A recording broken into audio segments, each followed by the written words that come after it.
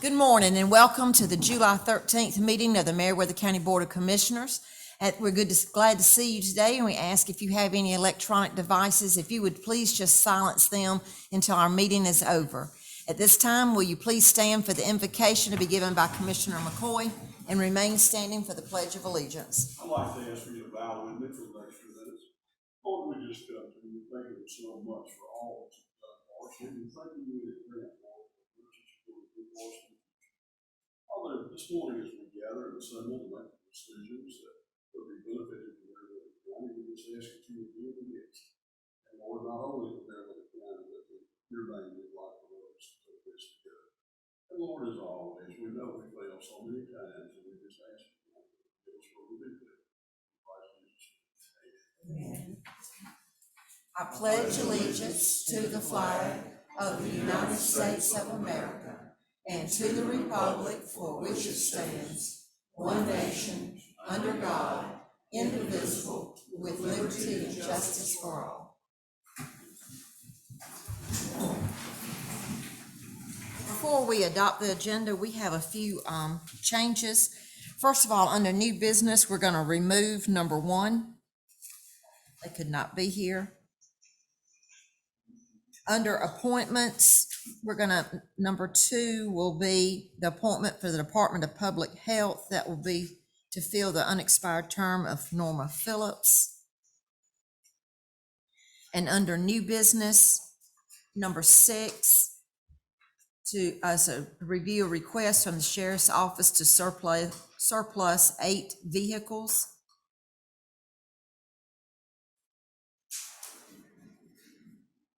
And number 7 would be to authorize the chairman to sign a pre-application for a hazard mitigation plan grant. Do we have any other changes or additions? If there are none, can we have a motion to approve? So moved. Have a second? Second. All in favor? Next, we have our financial report. I don't believe Mr. Bill is here today. But we have the reports in front of us. If everybody wants to take a minute to look over that, and let's see if we have any questions. Madam Chair, I see where we have received the second round of the American Rescue Plan money. I would like to suggest that the board gets a copy of how the first round of money has been spent, a breakdown of how that money has been spent. Okay. And we got something, didn't we get something at our last meeting? I was thinking we did, but That had the breakdown of where some of it had been spent so far, which it wasn't much, but we can ask for, I'd like a copy of that.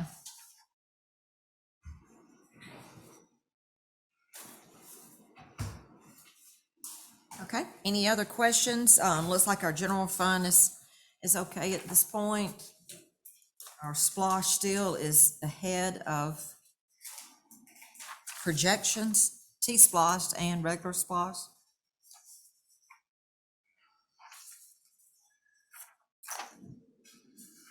All right, if there's no other questions, we will move on. Or is anyone signed up for citizen comment?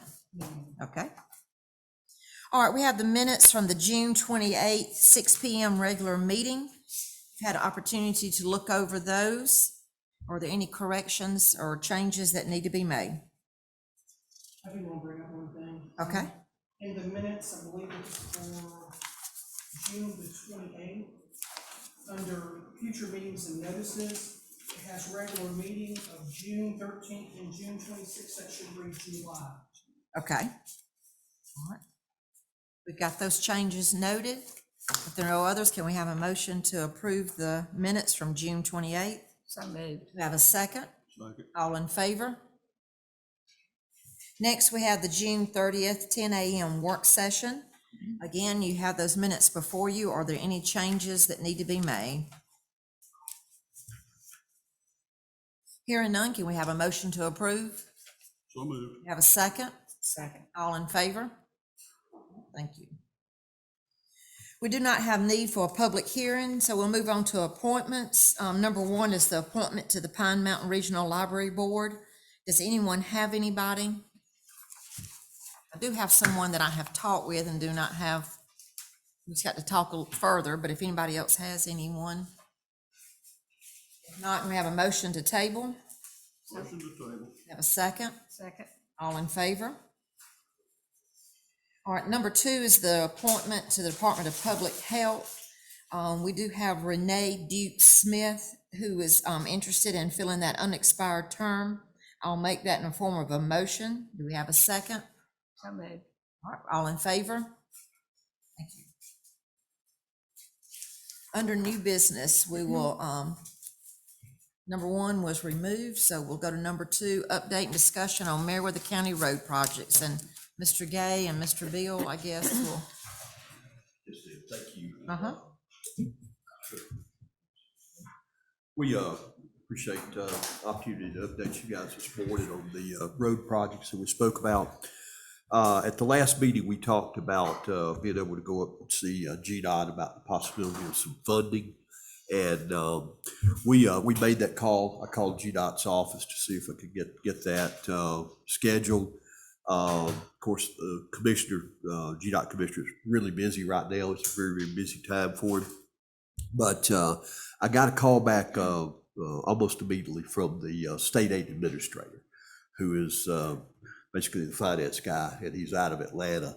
And he is his counterparts have been someone we worked with for a lot of years. They have the checkbooks, so they know what's available and what's not.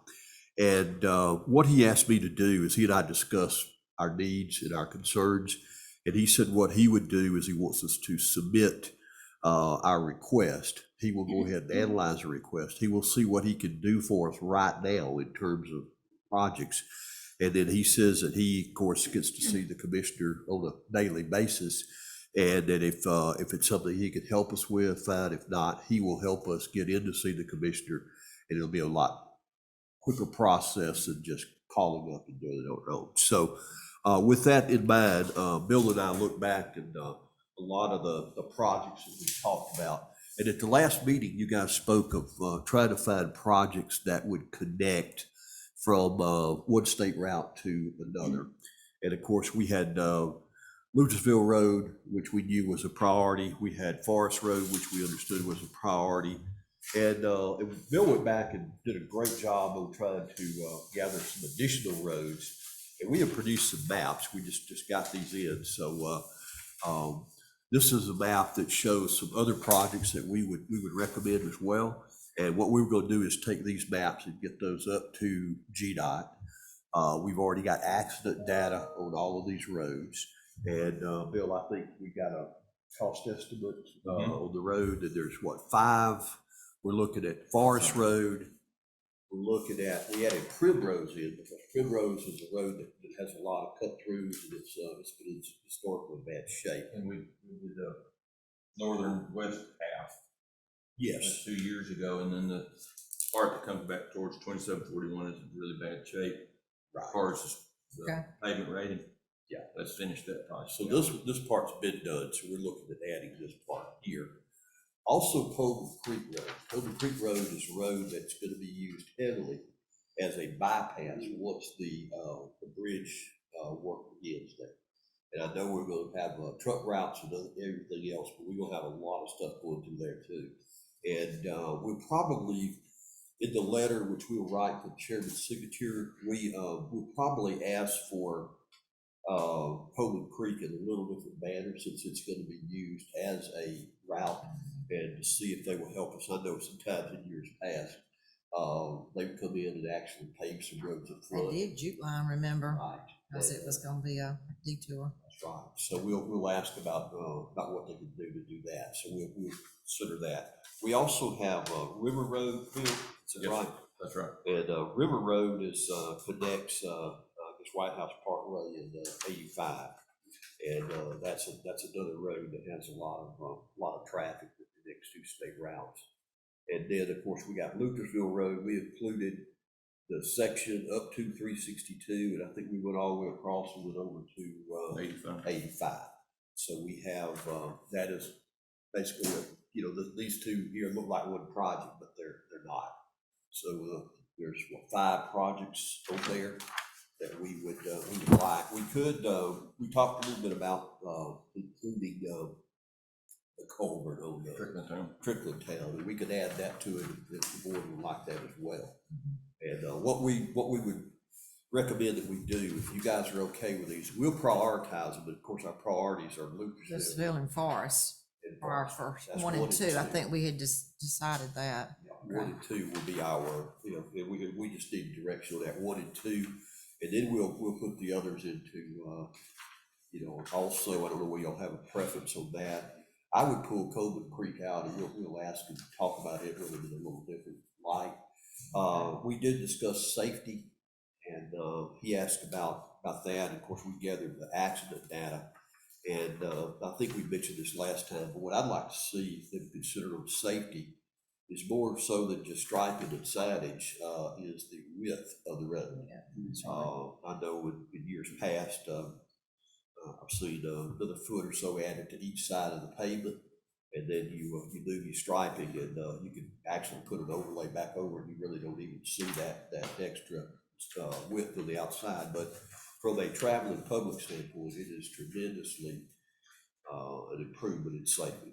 Safety when you add that extra foot. And Lucasville Road, I know I travel that a lot, is at times just pretty narrow. So those are what we're looking at. We're recommending that we, that you guys prioritize those roads. And we've got the letter draft, and we just need to get typed up. And from Chairman's signature asking for consideration of those. Bill, do you have some numbers that on these projects? Money? Buddy? Yes. So Lucasville, the total estimate on that one, $4,508,000. Forest Road is $2,100,000. River Road, a little bit different process there. Instead of FDR, it's probably a deep patch and overlay project, but it also crosses over a third highway. So you're connecting from Warney Springs to 85, but you've got Riley Highway there as well. Okay. It's $920,513. Primrose, the estimated $1,574,848, and then Coleman Creek, $1,575,000, and then the Strickland Town culvert project is estimated at between $267,000 and $300,000. Say that again for Strickland Town. Yeah. It's the Strickland Town. Just repeat that. I didn't hear it well. Okay, Strickland Town, the culvert, my estimate is $267,000, but possibly $300,000. It's hard to say with the concrete shortage and pricing that's going on. And we're still looking at the box culverts for. That would be my recommendation. And that's the one where we had the flooding about, 3-4 years ago? And the pipes in very poor condition.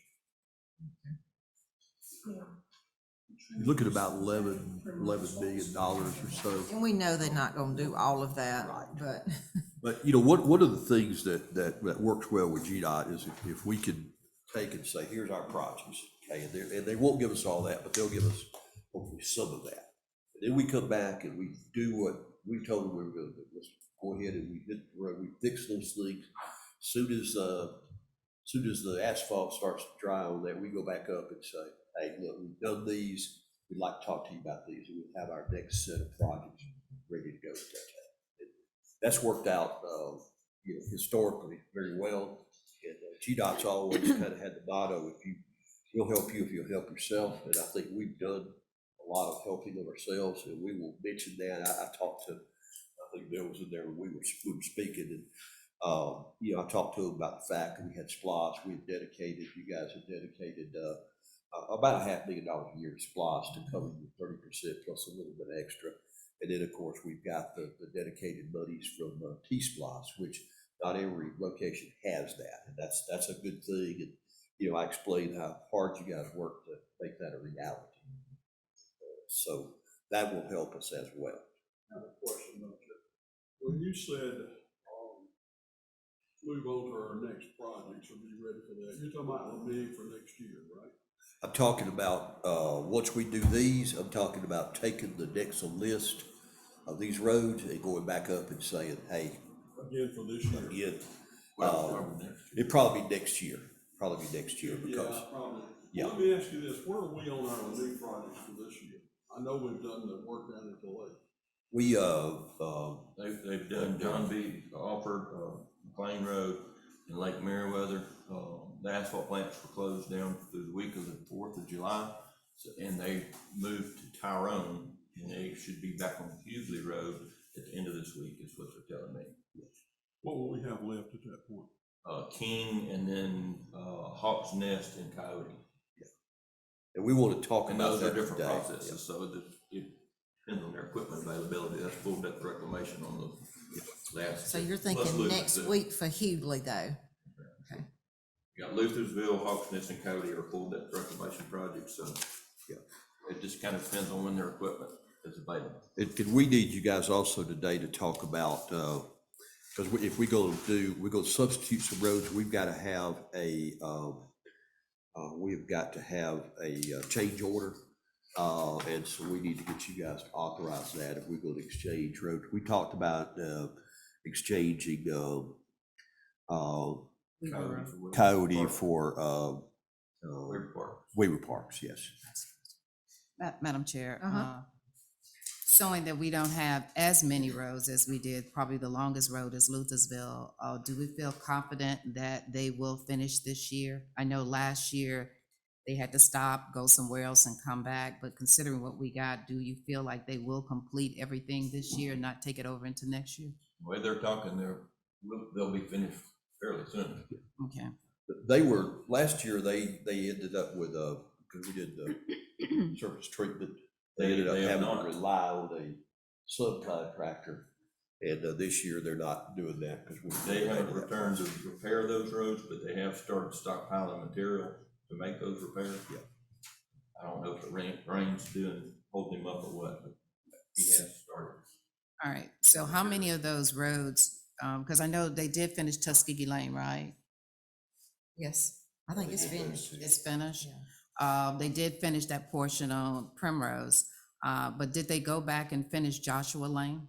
Do we know what roads they need to finish from the previous? Joshua was on a different contract, but I have a list of the other roads like Hemlack and, Mount Hope, some of those roads. Okay. Gold Street, yes. Okay, And I'm communicating with Piedmont almost every 2 or 3 days, telling them the equipment's not here, they haven't started on the repairs. okay, thank you. On these roads that you mentioned, I mean, we know we're gonna ask for the impossible, hoping we get some of it, and we know Luthersville and Forest are number 1 and 2. And really Coleman Creek, as you said, we can sort of put it as a whole different approach because we don't have any choice. That road's gonna be used for the detour. So what is your recommendation? If you take Coleman Creek out, what would be your recommendation based on what you looking at it? Would Primrose, River Road, or Strickland be, what order would they come after Forest? I'm putting Coleman over to the side. I would say that Strickland Town thing needs, if we can get funded for it, it's pretty important. It could possibly come out of a different pot of money because it is a drainage issue. And so I would kind of approach that from there. And then the other two, Got Primrose. and- Primrose and River Road, I would just take those as joint projects when we go back. You know, we go back and say, hey, look, we've got these others done. But I mean, if they were to come and say, oh, we'll give you $10 million, which I know they're not, but Then what, I mean, what's so what order? We'd do Luthersville, Forest, Luthersville, and- Forest, 'cause River Road and Primrose are about the same dollar amount, they're about the same. right, But if you did River Road, that would get, I mean, that's a long road Long Road, there, and like you said, it connects 3 state. yes, routes. routes, yeah. Put River Road and then did Primrose Primrose. at the back. Yeah. That'd be just my recommendation. Yeah. Madam Chair, I would like to indicate that the people over there on Strickland Town, I mean, that road, that culvert's been out at least 3.5 years. And I think, they've been very, very patient about that situation. I know Commissioner McCoy has got his share of calls about it. So I would say it Is would that your be, district? Yes, Okay. actually, it's now the division between Third and First. Okay. It's Strickland Town Road, but before, yes, it was all that. it was his. And we've done some good work and they have to come back periodically, but knowing that we don't want it to wash out. We don't want to have another really bad situation and it washes out, because it hindered people from being able to get home. Yeah. So I And would, since that's the lesser amount there, like you said, we could be able to figure out a way to do that if, I mean, based on what money they may give us, you know, so that may be And, something. you know, I we want to could try do. to take advantage of every little pot of money they have. That's why we talk about safety and maybe some under that. Maybe they have some they can use for drainage, something. But if we could pull from a lot of different pots, we might be able to get some of these different projects like the Coleman Creek Circle and the culvert maybe out of another, you know, pot of money. And when we get back and talk, we're also going to talk about any other potential grants, dollars that are coming down from federal that we might be able to take advantage of as well. And so, you know, I appreciate them responding back, because I Yeah. called one day and had to leave a message with the, can't call directly anymore. So, but then I got a call back the very next morning and we I were. mean, that's great. And like I said, they're listening to us anyway, They so. are, they are. And we've got, we've already gathered maps. Skip helped us with that. We appreciate that. And we've got a map that shows the overall county, the projects where they geographically fit. Then we've got a blow up of the actual projects themselves at a little larger scale, where we can show the distances and the various other things there that they can look at. We'll have all of that. We'll have our numbers, we'll have our accident data, and we'll put it into the narrative. And we just like to have the, you know, we'll put in the priority list that we talked about, and we'd like to have the chairman be authorized to sign that, and we'll get that out of here this week. The roads are more safety, probably come out of safety Yeah. budget for them. Right. But then the culvert and Coleman Creek probably come out of a different pot, so that's why we think to separate those. Yeah. Yeah. So if you prioritize those roads and then we'll have the other two additional. Coleman Creek, I mean, they really should put Coleman Creek back into the budget for the bridge. And they may do They may that, do because that. that's exactly what they did with Jute Line with the railroad bridge there. And they told us in our meeting here that if it needs any work when the bridge is finally finished, Right. maybe in our lifetime, they will go back and fix that, Yeah. that road again, Well, you so. know, it's good, especially to have a road like Coleman Creek, which is kind of it's not a heavy based road, and it's kind of, you know, already has a lot of problems. I love And it may be advantageous if they did some work on it up front, and then after the bridge is done, they come back and rework it at that point. But we'll discuss that with them too as an option. I know I've seen them put in traffic signals out on Pine and Carmen one time when you had to use it as a detour. Mhm. So, we can, but anyway, that's what we need to do. We need to get the priority from you guys. Need to get the chairman's authorized to sign the letter back to GDOT, and we'll submit those this week. And I'll send out the copy of the letter to everybody wherever in the package too, so everybody have that. The other thing we need you guys to do is we had talked about our LeBig, and we had discussed changing. I think we had what was the other King Road we were gonna what was the other road we were gonna take? Two we were gonna exchange originally to try to put on King. King. Yeah, it was King Road, but we put King Road back on. We just now need to know what you guys want to do with the Bill, what's the Weaver Parks. Weaver Weaver Parks. Parks Road. Weaver Parks Road. I think the discussion was taking it off and putting Coyote Trail and on back on. And there's about a $40,000 difference in the process. I think Coyote is actually a little bit cheaper since we don't have to do the full depth reclamation. But anyway, if you guys want to do that, we just need you to vote formally to do that where we can get a change order prepared. All right, before we move to that, why don't we go ahead and do a motion on this first part, because that'll be different than Right. Weaver. So are we in agreement that Luthersville is number 1, Forest is number 2, River Road number 3, and that would put Primrose number 4, and Coleman Creek would be sort of a separate request, and so would Strickland Town with the culvert? Right.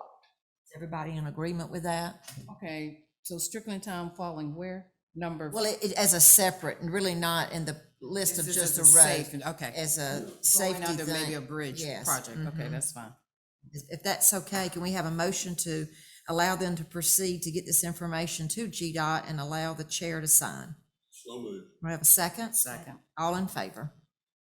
All right, so y'all are proceeding. Thank you for all of that work on that. That's good information. Appreciate it. All right, now we go on the LMIG, and this was regarding the, maybe changing some of the roads. Before we I'd like to discuss that a little bit. Now, I took the opportunity last week and actually checked these roads out. And first I had to find out on the map exactly where it was, because I was not familiar with this particular road.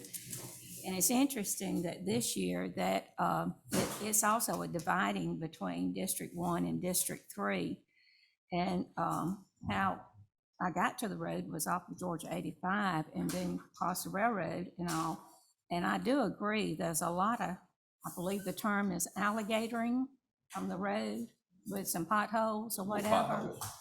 And true, that road probably doesn't have but maybe one house on it. When you get down to where you do the 90-degree turn, Beaver Lake Road, that's a lot of houses on that end.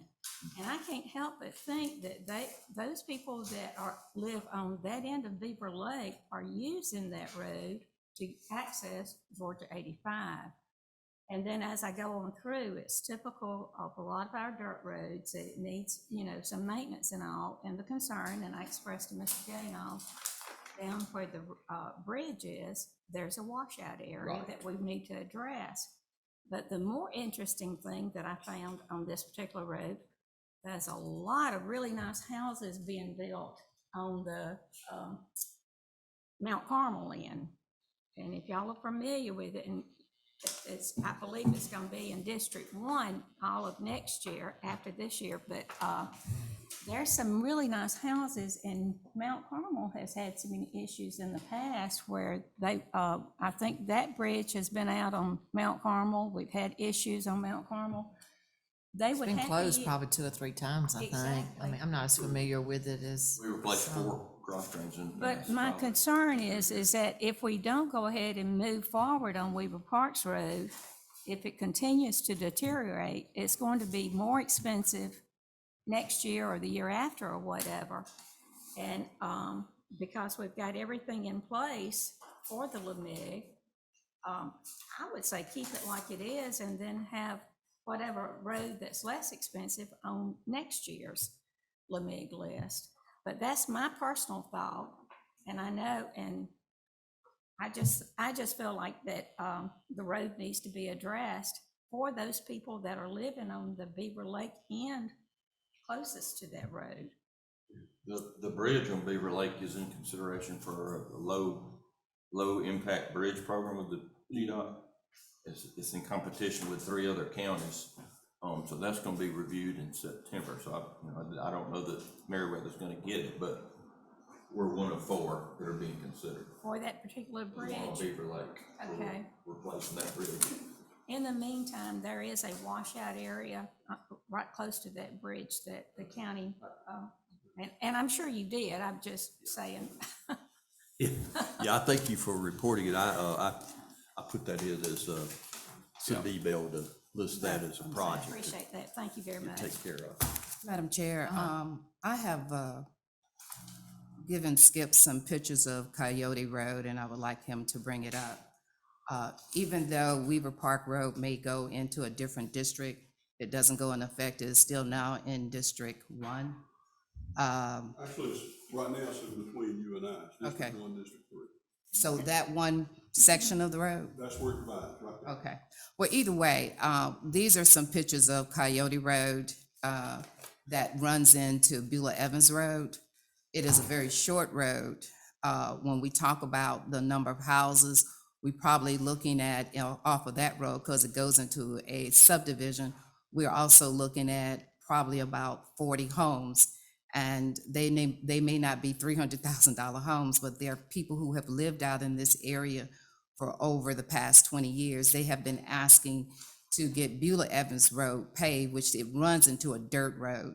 There's one section of there, it's a very short road, where it's no longer have any more paving. It is almost turned into dirt.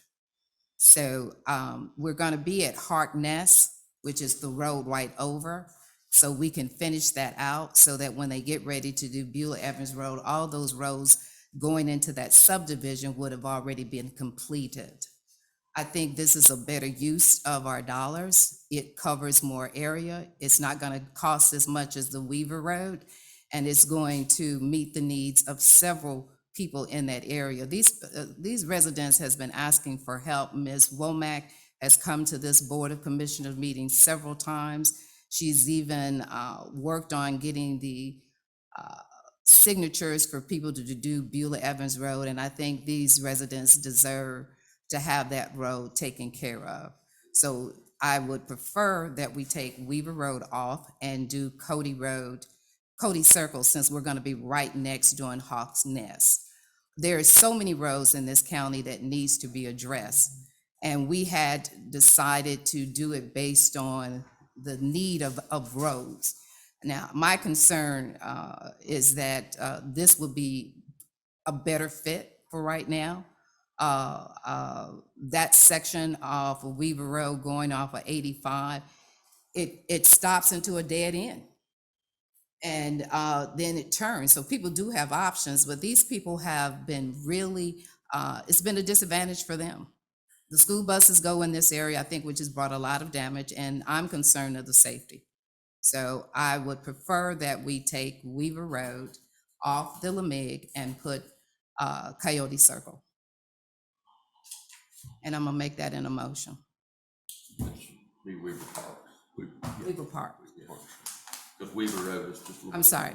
We'll take Weaver Park Road off the Lamig and put Cody Circle onto the Lamig for this year and complete that out. And I put that in the form of a motion. Okay, do we have a second?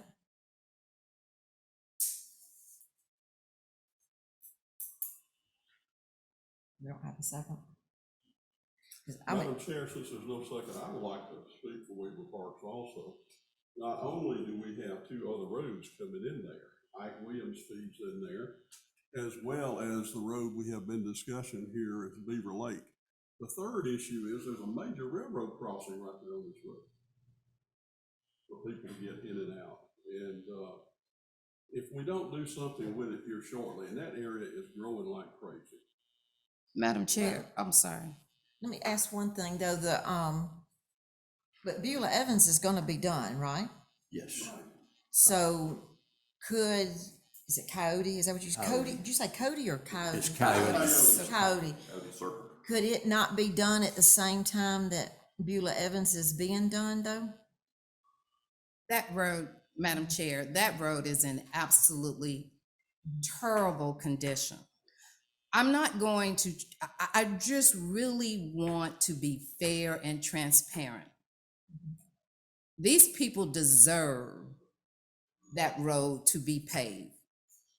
Now. I'm not saying that it wouldn't be paid. Okay, I understand that, and to me, it should be done now, simply because they have been asking. They may not been able to come here as much because of the pandemic, and we've not had a lot of people to the meetings, but I have received my share of call. This is a shorter road section than Weaver Park. Now, Weaver Park Road, I'm gonna make sure I'm getting it right. Half of that road has been closed. Okay. That road came to us and half of the road's been closed. It's a private road. It runs into a private area.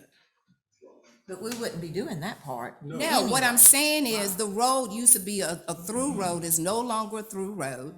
It has been closed. It's a very short section. The houses that are over there, if we had to go out and count, I know there are more homes off of this road going into this subdivision than it is off of there. Now, just because you don't have a $300,000 home or a nice home, that doesn't mean we should not do their road. Oh, absolutely. But I mean, we asked them to come to us when we got ready to set the Lamig for 2022 with the worst roads. And Mr. Bill gave us, I guess he was the one that gave us the list because we didn't pick out what roads to do. Y'all came to us with the roads that you felt like needed to be done. But I mean, if we're gonna be doing Beulah Evans, why can't we just do Coyote then, and then we're getting both the roads done? I'm sorry, I totally disagree. I just, if so Bill is saying, you're saying that Weaver Park Road is in worse shape than Coyote Circle. I'm not saying it's in worse shape, but it's in the condition that we could go and make our repairs with resurfacing before it gets in terrible, terrible shape where you have to do FDR. Coyote is an FDR project where you're gonna have Regardless. to redo the entire road. And the FDR is gonna increase the project cost by what, 2.5? So, we were looking at, because of Luthersville Road is a safety project that started last year. We're gonna go do another mile, and you're gonna widen it. So But I guess what I'm concerned, we don't want Weaver Parks to get to that state that we have to do FDR. That's what a lot of the roads we're doing now. We're doing some of those that are mediocre to save them so they don't become so expensive. So we don't have so much expense, I understand so that. how much is gonna cost to do Coyote Circle?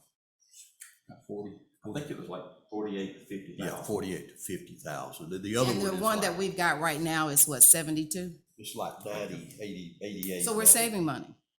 We'll be. If we do Coyote Circle, we're saving money. No, because this year, because you still gotta go back and do Yeah, Weaver, and then if it's in worse shape, it's gonna be more than the 80 or 90,000, if I'm understanding what Mr. Bill was just saying. But the amount of traffic on Coyote Circle is much greater than the traffic on Weaver. You're moving and But it how do runs you into know a that? subdivision How do you know that? because of the number of houses that are there. There are more homes there. It runs into a subdivision. And it runs off of Beulah, and then the people off of that road, Coyote Circle runs into Quail. That road alone got about 30 houses. Then you've got another house, and that is the only way people can get into that subdivision because we closed Acer Road. But why So- couldn't that go ahead and just, we know that's included with next year's Lemig, because we're gonna be doing Beulah Evans anyway, and it's right there off of Beulah Evans. Because right now the road is in such bad conditions and the potholes are so bad and cars are getting out of line. It is just a better fit for us to do that road since we're gonna be already over there doing Harkness Road, which is only one road over. So they won't have to move and go over to the other road because they're gonna be in the subdivision working on Harkness Road. But is Hawks Nest full? What is Hawks Nest? What type of? It's full depth It's reclamation, FDR. FDR project. We've done what, two other We roads did Bobcat and Turkey Trail last year. last year, right? And those were full depth reclamation. So you got Bobcat, Turkey Trail, and you got Hawksmith, and you got Cody, and then Quail runs back around into Barron Road, and Barron comes back into. And if you're saying it's only 40 this year, maybe more next year because of the amount of traffic and the school Well, it's buses. gonna be that go- full depth reclamation regardless. Regardless. So for Coyote, so that's what makes, to me, in my mind, it makes more sense to do Weaver and keep from having the chance of us having to do a full depth reclamation, which is gonna cost us a lot more, which we gotta do that on Coyote anyway. Am I understanding this correctly? So that. But the you're cost saying it's other only than- costing 40,000 and this road is costing 72. But I mean, we already have that in the Lemig to do So it. you're saving. Yeah, well, you're not, because I mean, we already have that in the Lemig to do. We got to do it anyway. You might be saving this year, but you're gonna pay it next year. If see what I'm Weaver saying? I Parks mean- went into FDR, these for FDR, that 80, 90,000 would go to. In the 100-something thousand. Yeah, it'd probably be twice at least that much, down the road. I mean, it just looks like to me we got a way to get all of it done if we just know we're gonna go ahead and put, because we're gonna have to vote on the 23 Lemig sometime soon, aren't we? So it's like you go ahead and put that in there. That way you know that road's gonna be in there for next year, and that way we have them all done that we're talking about. Madam Chair, I more than likely don't have the vote to get this changed over, and that's a shame that I can't get the support from this board to do what my constituents want, and the need is so great. All I'm asking is to switch one road over to another road, which we have done before, in a subdivision that we're gonna already be working in. I don't ask for a whole lot while I'm on this board, but I think it's a shame that we would rather pave a road that has one house on it that goes into a dead end road versus paving a section where it runs into a subdivision that has over 200 homes on it, even though we're going to hopefully pave Beulah Evans Road. We've been talking about paving it for ever since I've been on this board. But we're just waiting on the rest of the signatures, I think, right? For the right of ways. That's the only thing holding it up. You know, I mean, that's been approved. you know, so I once again, I'm gonna put it in a motion that I would prefer that we take Weaver Road off of the Lamig for this year and pave Cody Circle, and I put that in a motion. Okay, do we have a second? All right, it dies for lack of a second. All right, Madam Chair, I do have one other thing. okay. I am appalled that I did not get a second. I'm going to say to this board that it is a shame and disgrace of the lack of transparency that we get on this board at times. And I think it's very, very shameful that when I asked for something in my district, I was not able to get it. I'm just personally extremely disappointed. You all entitled to have your feelings. Commissioner Plant expressed her concern. I have expressed my concern, but I assure you, I'm going to make this a very well-known issue that we're now gonna pave a road on a road that was closed. And I think this is done on a personal basis. It has nothing to do with being there for the citizens. So I'm extremely disappointed that I did not get a second. Well, I can tell you, for me, it's nothing personal. It's not my district. I'm talking about the economics of it. If we go ahead and do Weaver Road and next year, and we have to do a full depth reclamation, we're gonna spend a whole lot more money.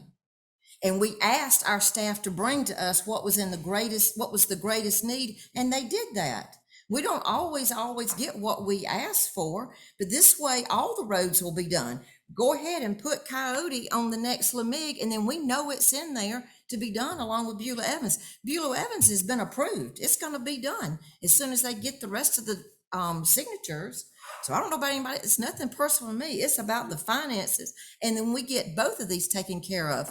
Weaver Road may not have that many houses, but I think Commissioner Plant explained it has a lot of other residents that use that road. And so does, You're absolutely right. so does Beulah Evans. This runs into a Absolutely. subdivision and And the so people- does probably 100 other roads. That's but- exactly right. But it's not a road that has been closed and We're not gonna blocked pave off. The But I'm closed just saying, part. but it's not running into a major subdivision. But that's okay. You all do what y'all do. Y'all do what y'all do. And that's fine. Commissioner Hines, No, this is nothing personal. Yes, it is. No, it's Yes, not. well, I'll tell you what, I'm taking it personal. I've been on this board for 8 years. In the past 3 years, I have been shown so much disrespect on this board. I take this vote personal. I'm sorry that you do, but it's a matter of economics for me that. Well, if it was a matter of economics, we're saving 40,000, then we can do that. No. Please don't talk over me. Show a little respect to me, please. And with that being said, now, we're all entitled to our opinion, and I know you feel very strongly about this, but it's nothing personal. It's a matter of economics that next year we will address that road. Now, I'm sorry that you're taking it personal, and you can say whatever you want to, but at the same time, it is not personal. It's a matter of economics for the county. And I am all about saving the taxpayers' money up front. And when we come back in with Beulah Evans, when the right-of-way deeds are signed, and let me encourage any landowner on Beulah Evans, please sign the right-of-way deeds, because that's how the road will get paid. I know from experience on Alley, in 1986, when I left the board, we needed right-of-way deeds signed on Alley. It got paved in 2010 because of right-of-way deeds being signed. Now, with that being said, we're not buying right-of-way. This county will not go out and buy right-of-way.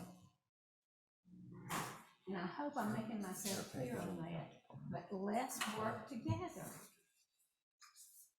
Commissioner Plant, I appreciate what you just said, and your last statement was let's work together. And I asked this board to allow, when I put in my motion, to allow Coyote Circle to be paid. So I said, when we work together, then we work together. But everyone's entitled to their opinion, and yes, I still take this as a personal slap to me personally, and I'm entitled to feel that way, and I also think it's a slap in the face to those who live in that district and live off that road. So everyone's entitled to their own feelings, and I just think that this could have been handled in a much better and much professional way. And we're talking saving money. You've already said to do Coyote Circle would only cost $40,000. That's not a true savings, because you gotta do, I mean, you just moving it from one year to the next. That's not an overall savings. And you got the potential to have to pay more to do this other road next year if it needs the full depth reclamation. So, I mean, you're saving money in one year, but it's not, you're But not in the- truly saving But in the money. meantime, the traffic, the school buses, everything that these people have to dealt with for the past year is even worse. But once again, you said that, I looked at the sheet that Bill gave us. He outlined all the different roads in this county and prioritized them. Weaver Road was not on that first list. Now, how did it get on the list? I don't know, but it was not on that first list. It was not even put on the list to even be resurfaced. It was on your I put the big list that y'all together and approved. submitted it to the board.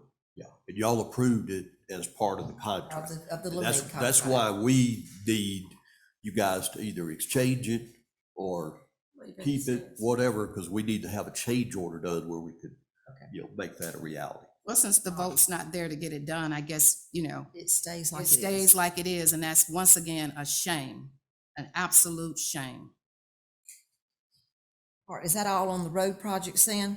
It's all on the road projects. All right, we'll move on to number 3, set the date for a special call loss meeting.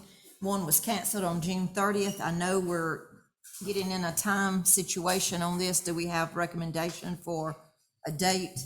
We're ready with whatever, it works out for the board. I know some of you have some busy schedules. I have gone back and, at y'all's request, we have recalculated, everything, to give you guys a breakdown on, contributions and what's been distributed here and there. And, some real interesting, data on that. There was a real spike in 2022. The percentages that we proposed, previously to the cities, if you use those percentages, they're going to do as well or better than they did in 2021. So you can't really just draw out that 1 year. And that's what I've been saying. It's got to be a percentage because the year changes from year to year. But I'll have all of that data ready for you guys. And I have also recalculated the division by percentage of population, because under the ACCG handbook, they suggested if you're going to use population, that you use the population of the entire county as the county's portion of that percentage, because you're giving that benefit to everybody. And then you calculate it with the cities. So if we're unable to, and hopefully we will be reaching agreement on this other, my recommendation going forward would be to use that calculation for population, and that's a lot more in the county's favor, because the county residents, if you give the cities more, the county residents end up with a, basically funding or assisting to the residents that live in the city. So we'll need to talk about that a lot, but hopefully we can do that. I would suggest that if we could meet in the next couple of weeks, that would be a good time. I know that you guys are busy, so if there's a date and time that works for you or doesn't work for you, we'll go ahead and try to get that scheduled. How much time do you think we need to give the cities, before the meeting? A notice? I mean, I would say if we could give them a week or so, 2 weeks maybe, even if we came in earlier on your last meeting. Well, I was gonna ask about that. Could we possibly meet early on the 26th and What do I it would think. before our regular meeting? I mean, I don't know. Yeah, I think that would be That's- good, because everybody's gonna be here. Should be plenty of notice time for everybody, and you guys don't And have they to. just give us a set amount of time to talk about it and move on to the Right, meeting, but, yes, I mean, is 4 o'clock enough time if we? yes. If we can't come to terms in 2 hours, we're not gonna get there. And where are we on our deadline for time? We did this at the end of June, so we've got 60 days, so we're through August, end of August, 21st, so about August. August the So 20th. we still have about 3 weeks after that, or 3.5 weeks, if we can't come to an agreement. Right. And then what we do at that point is that if we can't reach it, we go to mediation at that point and we go from there. Don't have arbitration provision. There's no arbitration provision, so if y'all don't reach an agreement, there's no loss. I think Let's there's change it to that. That may be a mediation, it's not a. it's not binding, there's arbitration, but I'm no saying, binding, no. if you can't you're right. reach an agreement, I just make sure everybody knows that. Yes, that's What right. did you say again now? So it used to be, there used to be a mechanism where if the cities and the county could not agree, there was a judicial process you could go through and the judge would decide. Yes. It was arbitrary. Yeah. They did away with that. Right. This only happens every 10 years, so it's hard to keep it all Yeah. straight, but they did away with that, so if y'all can't reach an agreement, there is no loss tax. Yeah. So it's a pretty huge Is that for deal. 10 years, or is it just for 1 year? I mean, we wouldn't have a loss for You- 10 years, or You'd you'd have to go go? back out. and You'd have to go back out, do a legislation. referendum and all that Yeah. kind of stuff. So what we got is. There's more to lose, is what I'm trying to Mhm. impress. A lot of people are still under the old, well, if we don't reach an agreement, we can go to court. You don't have that option. No. Madam Chair, Okay, what is the current ratio for loss? What does the cities get and what does the county get? Oh, I can give you that. It's different for everyone, but, because it was based on population and maybe an add-on here or there for somebody, but. I thought it was 12 to 40, I thought it 15, was 40-60, that the cities gets 40% and the county gets 60%. Right now, the county gets 60.04%, the cities get the balance of It's divided differently between the cities, though. that. And so so I know you're in the negotiation stage, so Darren, you're saying this is based on population? Well, what, I don't. Because know that's what not the only, as far as I know, that's not the only No, criteria you No, can it's use. not. It's No, not. it's not. There's 8 criteria, so let me go back and kind of restructure this, and I'll get to answer your question. Nathan's right on arbitration. At one time, if you couldn't agree, you went to binding arbitration or baseball arbitration, whatever they called it. They did away with that. So what you do now is you got 60 days to resolve it on your own. After the 60 days, it requires you to get a mediator to mediate between the parties.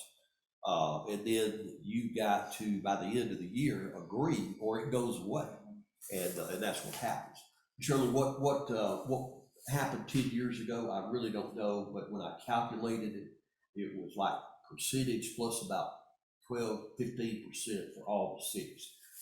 That was based on the 2010 10 cents. census. The 2012 census changed some things.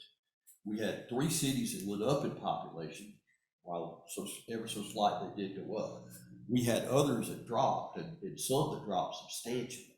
So if you go back, and basically we were using the same formula they used 10 years ago. We started out with population, we ended up with population plus 15%. And, some of them felt like, well, no, we shouldn't lose it all, even though they lost population, and they wanted to kind of argue, I don't think that's right. Well, we don't have any other verifiable number. And so what I did was we went ahead and recalculated that and talked to the cities. To this point, we've not reached an agreement, but I hope. So what are the cities asking? Cities are asking that it remain 60/40, Okay. and, So that's. what's what what's the disadvantage of not doing that? Well, the disadvantage of that is this: you take in the money that goes to the citizens in the unincorporated area, and you're giving it as an additional rollback to the citizens. Because it that has live to be in done the as a rollback. Unincorporated area. If you, But let me ask you this is sales tax. So the majority of the sales tax or the dollars are actually generated from the cities, not the county. they're generated from the. It's not city. based on population. It's based on the amount of sales that you get. There's no hard and fast rule on laws. That's the problem, is there's no rules to go by. They say you shall consider these factors. They don't weigh any factor more than the other one, and they say cities and counties have at it. They should come up with a. So I guess what I'm trying to see is what is such a disadvantage not maintaining what we currently have, regardless if it's 40%, if we get that 6.4%, these cities can only get that portion of that remaining based on their They population. can, but then you got to decide which city gets what, and that's where some of the disagreement is coming in, is that some of the cities think they need a higher percentage than some of the other cities, so it's not so much the 60-40, it's the difference in how that 40% is gonna be divided up. And is that done with the cities? Isn't that's what the cities are supposed to be doing? We all, it's a big. Well, it's a big, amongst big everybody. thing. But Okay. ultimately, it only has to be the county and the city that has 50% of the. So it really comes down, it's the county and Manchester has to agree So when we it comes have, down to it. so the other cities' input really don't mean anything. I wouldn't say their input doesn't mean anything, because I know that you guys, and we all have started out, want to treat them fairly in the process, but, their signing on and approving it is It's not needed. necessary. Not necessary. And I want to make sure I have that in writing. Can I get that? Sure. It's in the law. I just want a copy of the law, that's Go all. ahead and get you Just give me a copy of the law. And back to why it's important is, see, this is something that the county gives. When you get the county portion in, you give it to everybody, including the citizens that live in the city, okay? When the city gets it, they give it to the citizens that live in the city. So if the county gives up money, more money than they should to the cities, then the city residents get a break on the county, the same as all the other county folks. And then the city gives them a bigger break based on that you've taken money from the citizens who live in the unincorporated area from the county. So it's really a fair process that we need to be sure is fair. The population is one way to do it, but when you do population, ACCG suggests that you end up with counting the county population as countywide. So if we go that methodology, we're looking at 75% comes to the county. So if you use straight population, that's where you are. Now, none of the cities here really have a real argument on any of the other 8 criteria. It talks about daytime population and whatever.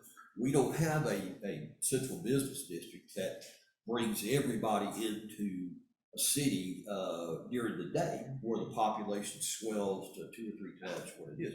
We don't have that, so that's not a viable argument for the city. And neither are any of the other criteria, because none of them are big enough to really, basically be the central area that dominates. And then you have other jurisdictions, we'll just use Troop. LaGrange is a big player in Troop. You don't really think about the other towns. But we don't have a city that has that where everybody comes to. So it's a different process. I've looked at all the 8 criteria, and I don't think that any of them have a claim, a legitimate defensible claim on the other 8 criteria. And I did think that what we have is very fair. If we continue down the road of the 60-40, what happens 10 years from now when the county has grown substantially more than everybody else, and your population percentage continues to grow, and we're still giving away 40%, we're just shooting ourselves in the foot even more. So, And while those businesses that generate sales tax may be in the city, Right. it's not just the people in the city that are buying. People all over the county are making that sales tax happen, as well as people out of the county and out of state or whatever else. So like I said, it's important that we come to some kind of agreement, because none of us can afford to lose lost. That's right. We can't do that. So Well, I we got- think, Madam Chair, one of the things that we may lose sight of, it was designed to give the taxpayers an even break. A relief, that's And right. there's just as many tax, and probably more taxpayers that live in incorporated areas that live in incorporated areas. Well, we've And already once had it gotten the is information that incorporated, too, for the county. the county unincorporated area population is what's increasing That's exactly right. Tremendously. by tremendous So, numbers. So, Do you guys want to look at 4 o'clock? I mean, that's fine with me. Does that work for everybody else on the 4 o'clock, July 26th. 26th? I make that a motion. Have a second? Second. All in favor? All right, that'll be our next loss meeting, and y'all make sure that, Commissioner Hines, did you vote on that? To have a meeting on That's fine. You may want to remind all the cities too, that if they're sending a quorum, Yeah. they need to advertise if they're sending a quorum. Right. And let's go ahead and get this out to them like today, so everybody has plenty of time, because, we're gonna have our last meeting, and then we need to get some more figures together, but at the last minute, some couldn't come. Right. And if we don't have all the players at the table, we're wasting our time, so let's we go ahead and got get the- this information out, so everybody can get it on their calendar, and if people have conflict, then we need to go ahead and set another date, because we're gonna be running out of time. And we've got those figures, and I finished those up night before last, and I'll have those all ready for you. Okay, And when y'all are talking, I was telling Mr. Gay, if y'all talk to your friends in the cities, remind the elected officials if a quorum is showing up, they need to notice it like they would any other. okay. And it'll be noticed for us Yeah, anyway. y'all's will be noticed anyway, but I'm saying everybody, sometimes people won't think about it, but Okay. if they're sending a quorum, they need to notice it as well. Okay, can we just put that in our email or whatever, They'll notice to have- yeah, them? they'll have to That, notice just to remind them that if they're gonna bring a quorum, just so we don't run into any Yeah, we don't wanna issues. get everybody here and then somebody make an argument that, Yeah. the open meetings act wasn't followed. Yeah. Okay, Couldn't hurt to remind them. okay, all right, thank you. Okay, thank y'all. All right, next, number 4, we have the change order for the health department repairs and restoration, and we all have a copy of that at our place here, and We have Jay. from principal, I believe, that will be talking with us about this. Yes, ma'am. My name is Jay Johnson from Principal Construction. Thank you all for an opportunity to come speak with you today. Thank you for being here. Yes, ma'am. Hear me okay? All right, So what we got is the health department, right behind us, or right behind me. This is an insurance claim, and if you've all had insurance claims on your personal properties, they fix what was damaged by the claim, and they do not do a total repair to the property. And so in talking with the county management folks, we've identified certain areas that it makes sense at this time to go ahead and upgrade the finishes in those spaces, so that when it is finished, it looks like a newly finished remodeled space. Since we're in there, it'll never be a more cost-effective time.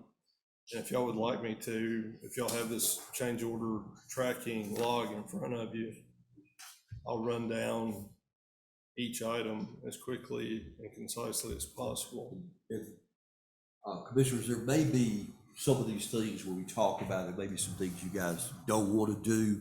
There may be some things we might be able to do in-house, but we just need to come and decide what we need to do. Excuse me, Madam Chair. Let me just step away. okay. Yes, sir. Yep. And I'm purely here for informational purposes, and y'all can, discuss this later, make these decisions later. But the first item on the change order log is installing a hard ceiling in the hot water heater closet. It's a fairly large closet, and this was the source of the damage to begin with. That hot water heater failed. There was a valve on top of it. It burst. There was a suspended ceiling grid in there, not like this, but like you probably have in the offices in the back where it's got the ceiling tile. That water sprayed up, saturated the ceiling tile. The ceiling tile fell down and blocked the floor drain in that room. And that is essentially what caused this large claim and flooded out the rest of the building. And so that was the first proposal that we were asked to consider, was to tear out that ceiling frame and then put a hard ceiling in there and surface mounted lights. Jay, one quick question. It was not the hot water heater that failed, it was the plumbing coming to it. Is that what you're telling me? It was actually the pop-off valve for the hot Pop-off water. valve itself failed. Okay. Yep, and it totally turned loose, and when it did, water just sprayed all weekend throughout that facility. The second item on here, actually, it ties into items 2, 3, and 4.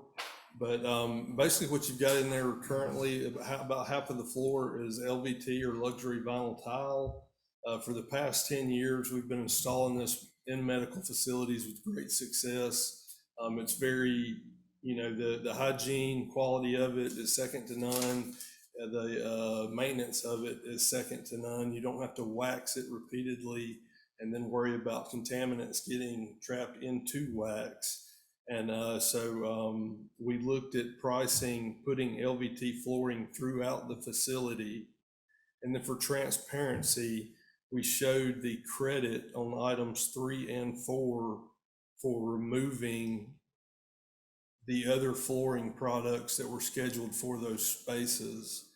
So even though you see item 2 at $29,777, to get a true estimate of what that cost actually is, you would need to deduct the 1,591 and then the 11,667 below it, and you end up with a total cost of $16,519 to go ahead and put LVT throughout the space, which the health department folks have certainly expressed that they wanted.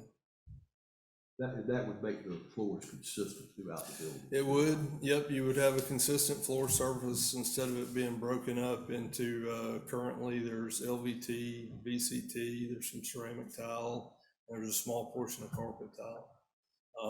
But the LVT, I mean, we've installed acres and acres and acres of it over the past decade, especially in medical facilities, and they have been extremely happy with the product and its performance. Because VCT is a high maintenance type floor. Requires a lot of buffing and. It is. stripping It was and the waxing. standard. It was the standard for 60 years, but it is a brittle compound and it does not have a really good wear surface on it. And so to maintain it, you have to apply layers of wax to it and then buff it. And LVT has just kind of replaced it, and It just seems to advancements in wear very technology. well. It seems to hold up very well. It does. It does. It's the best thing out there right now, without a doubt. So that would be a 13, what was it? $16,519. And I also I did a comparison last night, as a matter of fact, just to give y'all some idea. We've got some buying power with our subcontractor because we do a lot of work with him. And roughly for that same square footage that we're already replacing with LVT that was damaged during the flood, the insurance adjuster allowed roughly $32,000 for that. And we're offering to essentially give you that same product at half the price because our subcontractor was we were able to negotiate with them and just trying to act in good faith and do what's in the best interest of the facility. I do think that's a superior product to what we have. And it is. I mean, I agree with that. And you're talking about a $48,000 difference all total in what the project already was. When I first glanced at this, I thought we were talking about additional $133,000. Right. I realized we were talking about a Yeah. $48,000 Got difference. some deducts there too. Yeah. Yep. So I kind of covered 2, 3, and 4 together just because they do tie together. I mean, they're not a la carte. To add the LVT, we need to credit you back the carpet and the VCT. Next item, it's misnumbered here. I skipped 5 and went 6, so forgive me. But anyway, number 6 is I think they allowed us about 60 tiles to be replaced. Of course, a large portion of those will go away if we replace the hard ceiling, so it's even less than that. But there's stained tiles, dusted tiles throughout the facility. They've been there for years and years. And we're just suggesting that at this time, we're gonna have fresh paint on the walls. Hopefully, we're gonna have new consistent floors throughout. It'd be a really good time to change out the ceiling tiles as well. They're running between $2.50, $3 a foot. Everything's gotten more, or a piece. Everything's gotten more expensive lately. But that's, I thought it was a good idea, and that's actual cost. We don't even have markup on that, just because I would like to see y'all be able to do that. And if it gets to a matter of budget to get able to afford it, but that is something that I guess our staff could replace over time. If need be, we could kind of move them around. You know, we've got, I think, some extras, but not enough, but there again, that's something, if you guys want to do it, it would certainly move all the old ones and make it bright, but if you feel like you need to pull back on the cost a little bit, that's an area that we probably could, you know, could do some work on ourselves inside. Yeah, changing out ceiling tiles is not rocket science, but what may make sense is maybe let us cut in the borders. Yeah. You know, maybe if we don't want to spend this money now, maybe look at a reduced scope of just cutting in the borders. Right. Because there is a little bit of a skill set involved in Yeah, that. with that. Not to say that they Yeah. can't do it, just maybe something to consider. That way, then, all we'd really have to do going forward would be to take the whole tiles and Pop 'em replace out and pop 'em instead of in. having to try to cut and match with the frame. Yeah. Good idea. So that's just something we can talk about later if we don't want to spend this money. Number 7, it was just simply, there was chair rails throughout the folks at the health department wanted them gone. We went ahead and took them down, and this is just the prep work and the paint behind it. So really just repairing the wall where all of the fixtures were going through it. But it is listed on here for your consideration. So Jay, this is just a cosmetic thing? Yes, sir. Very much so. Hmm. I think it was it throughout the building. No. No, It's just in the hallways, the entry. and they were banged up and beat up, and so they would rather them be gone than try to. And of course, there was nothing in the insurance claim about them, you know, to treat them, even paint them. So they said they'd rather see them gone, so we just pulled them down. When you take them out, you gotta refinish the wall. Yeah, but we've got patchwork going on in there anyway. I put $890 in here to just try to cover some material. It's not really much labor there. Just trying to recoup, you know, some of the material. Our next item was brought to our attention, replacing the roof gutters and downspouts. Of course, this is not an insurance claim item. It's just it's a deferred maintenance item for the building. All of the gutters are currently in a state of failure that I see. The seams are leaking, they're sagging. I'm sure they're full of debris and not draining. And I had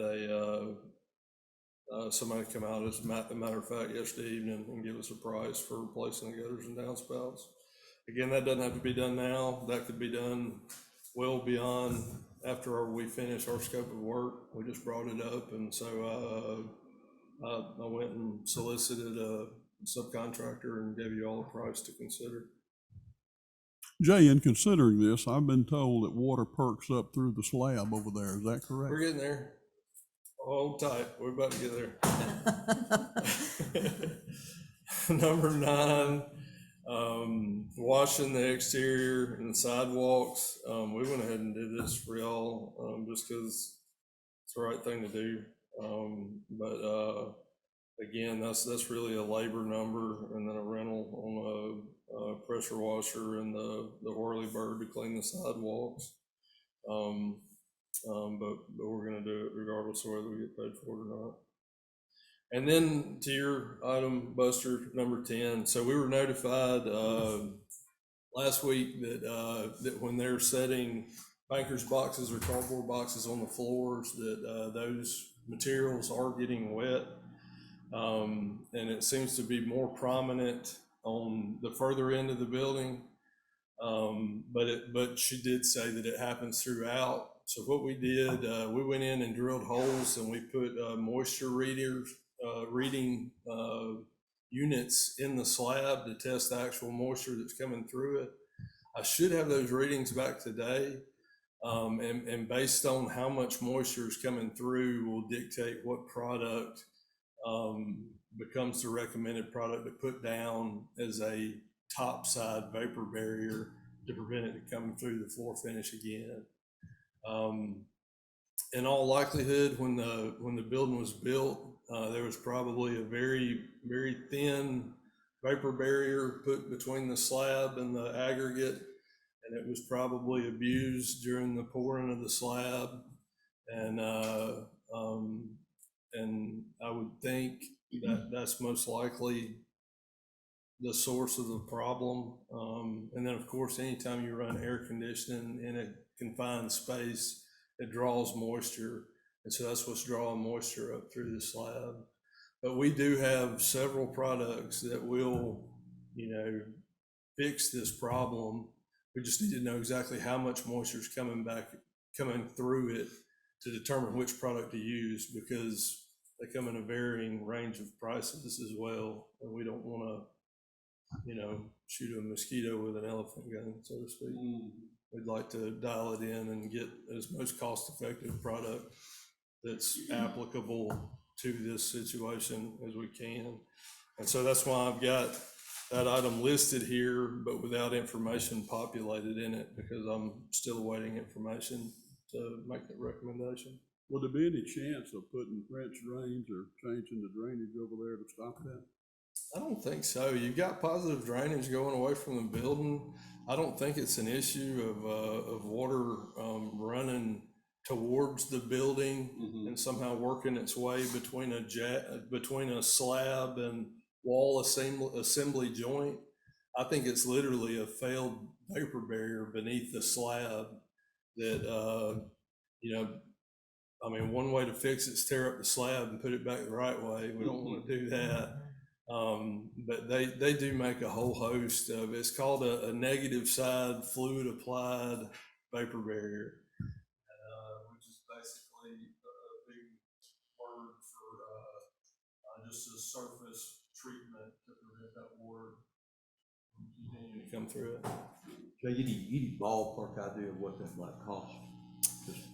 Not until I know these ratings, because there are systems that are outrageously expensive. But I'm thinking we're probably going to be less than what we're talking about spending on the LVT planks, based on. You may have to use a really good product in one area and a less expensive one in another based on the moisture. Potentially, or maybe nothing at all in the other. And see, even adhesives have come a long way. So the adhesives that we put down for this LVT, they have got some vapor barrier products themselves, that they didn't used to way back in the day. So I'm hoping that maybe over a large portion of the floor, we don't have to do anything except just put the floor down correctly. And then we're looking at the areas where it's worse off of actually putting a product down to prevent this moisture from coming back through it. You think the gutters and being in a state of disrepair, you think that contributes to this some way? It's not helping matters, but given the fact that the moisture's coming up, if it was just around the perimeter of the building, I may give more, more consideration about that, more consideration about positive drainage, and do we got too much mulch outside and that kind of stuff. But since it's throughout the building, I think it's really and truly just a failed vapor barrier under the concrete slab. But of course, getting water off of and away from that building is priority number one with that building and every other building. So repairing the gutters is a step in the right direction as well. The last item I have, it was mentioned, I think there was a previous claim where there was a busted pipe above ceiling that had froze. We looked above ceiling, the domestic water and the hot water lines that we saw are insulated. The condensate lines that run the refrigerant from the condensing unit outside to the air handlers inside were not completely insulated, but Lee Washington was on site this week and was working on it, and he told us at that time that he would handle it. We'll revisit it with him end of the week, and then next time we all get together, we can revisit that again. And if if y'all want us to go ahead and insulate those pipes, we can, but it's, I think it's something certainly within Lee's wheelhouse. Talked to him about it, and he was gonna try to tackle it and insulate it. Yeah, so some of the stained tiles in there, that, they were due to that. It was dripping condensation off of those lines, those refrigerant lines. Especially in the main office area, that's what's going on right there, those stained tiles. And, but he's been out there working on it this week, and, he's certainly capable of fixing that. I have a question on the ceiling tiles. Is that price, labor and materials? So if that was something the county did, we would still have to buy the materials. Do we have any idea what percentage of that is materials? I can break it down. I don't have it with me right now, but, I was thinking, if we're gonna, that's something our staff do, I would like to know how much, I mean, are we really saving I think anything? usually, I mean, historically, things aren't historically more, but, it was usually about 50-50 in terms of materials and versus labor. And I still think their idea of cutting in the corners and sides are good. Mhm. That way we don't end up with gaps in it and whatever. So you'd still have some cost there. So you'd be looking at, we did it maybe half or 40% of that in terms of. it may be even less, just because ceiling tile replacement is not labor intensive. Yeah. So I mean, in this instance, I would think, maybe your material price is probably 60 to 65% of 20,000.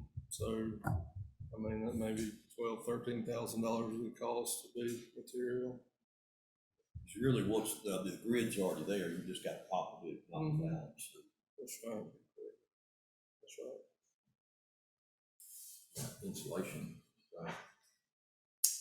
Kinda gotta deal with the insulation that's above the tile. Yeah. Yeah, that's just part of the fun. It's just part of the fun, Yeah. getting doused in fiberglass insulation. Do we know where the money would come from this? I know Mr. Bill's not here today, but We'd have to take it from ARC money or just some of our fund balance. I think we've got, the insurance dollars, but we don't have any other monies unless we made went back and, disputed what they had provided. I mean, doing the flooring, to me, it makes sense to do all the floor the same.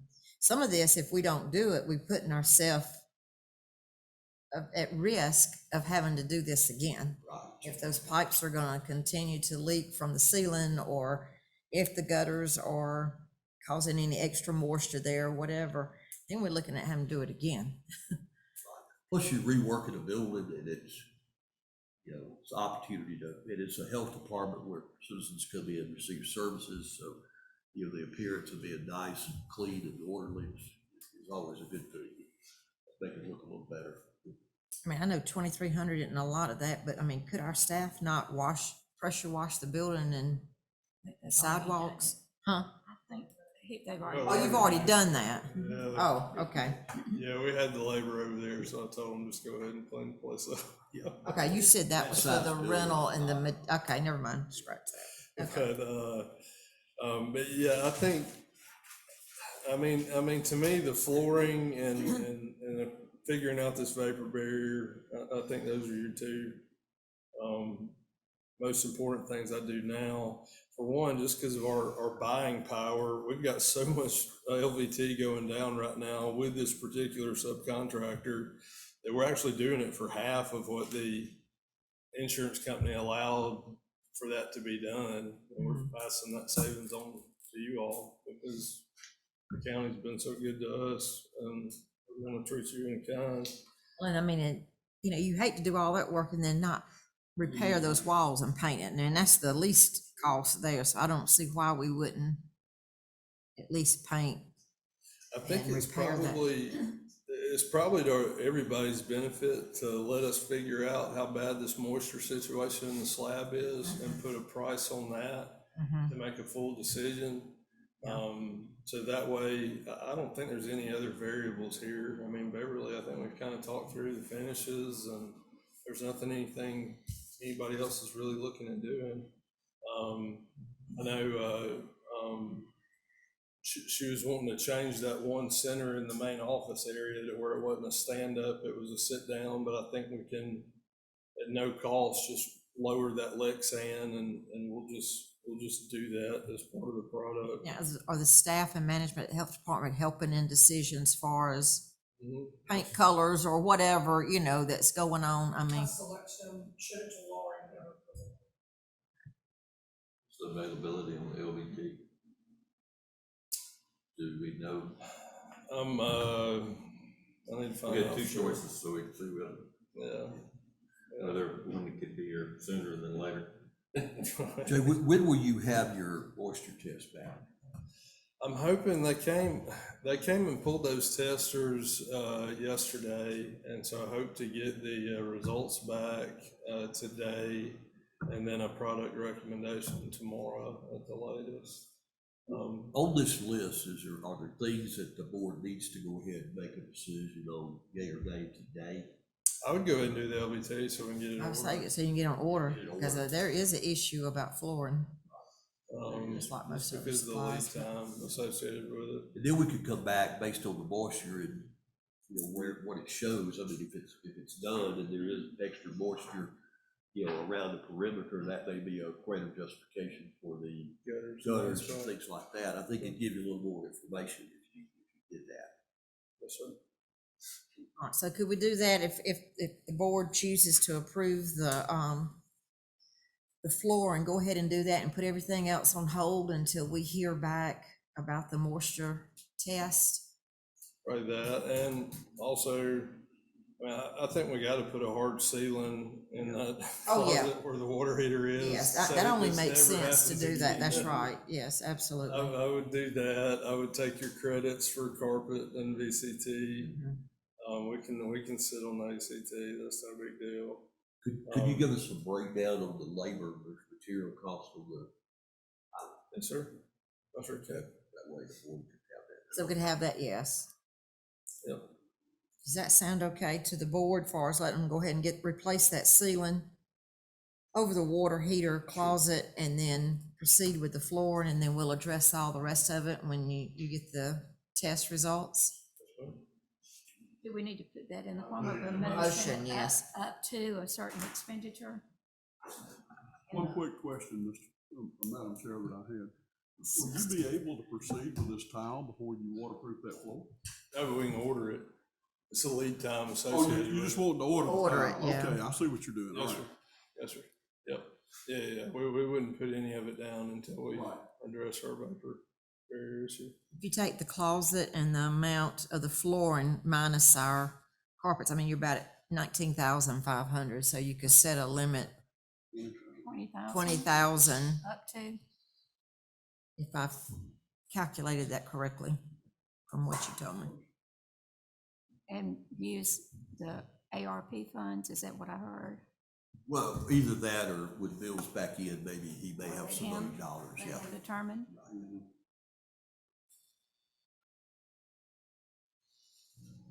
Madam Chair, I'd like to also report that that same moisture problem is here in this building, the corner of my office.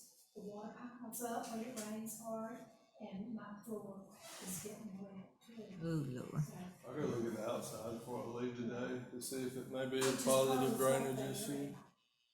comes up under my carpet. You got carpet tile in there, right? Yeah, that was 19,500, so if we did it with a limit, a ceiling of 20,000, you ought to be able to cover both of those with our credits in there. The hard ceiling and The hard ceiling and the Ceiling. floor, and that's taking in consideration the credits, which makes the floor, 16,500, something like that, 16. So we're good. Right at it. Right. Don't think I'll have a motion. No, she was gonna make them, she was gonna put an amount on it, so. Are we good with it? Yes, I mean, that's the amount, so. I make a motion that we proceed on with the, and specify the, replacement of the ceiling, number one, and the, LVT planks up with the credits being given, with expenditures up to 20,000. I make that in form of a motion. All right, do we have a second? Second. All right, all in favor? Thank y'all.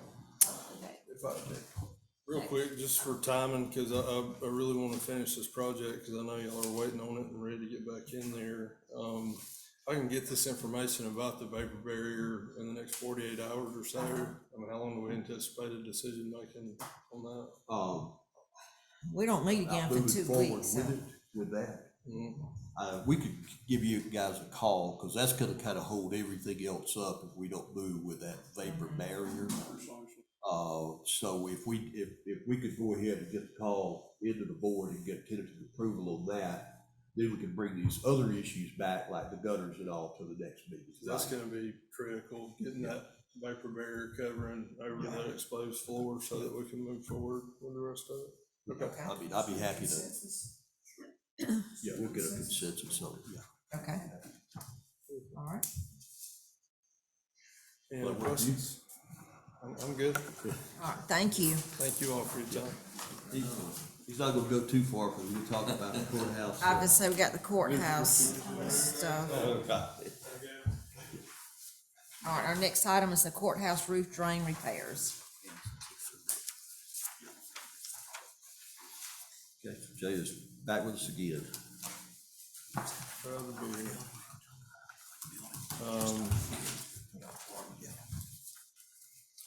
All right, so the courthouse roof drain we've been working on for months, not just the roof drains, but looking at the roof inclusively and the potential of re-roofing it, just given its age and the state of failure that is evident to all of you. You know, particularly on the third floor in the courtroom there, it's obvious. I mean, we put buckets and trash cans to catch Florida at the jury boxes. And then there on the northwest corner, there's been a steady leak there for years. We just walking you back, the whole process that we've went through. We hired this is a complex roof system, no doubt. We've all seen this roof. It's got multiple flat surfaces, slope surfaces, vertical surfaces. It's got elements that were added over time, such as bell towers, clock towers, Our Lady of Peace. And so, I mean, and it wasn't all done at one time. So there wasn't one, you know, architect or engineer of record that put this whole assembly together. And so we've got a hodgepodge of different elements. And I recommended to the manager's office that we hire Edifice Consulting. They're a third-party consultant that does nothing but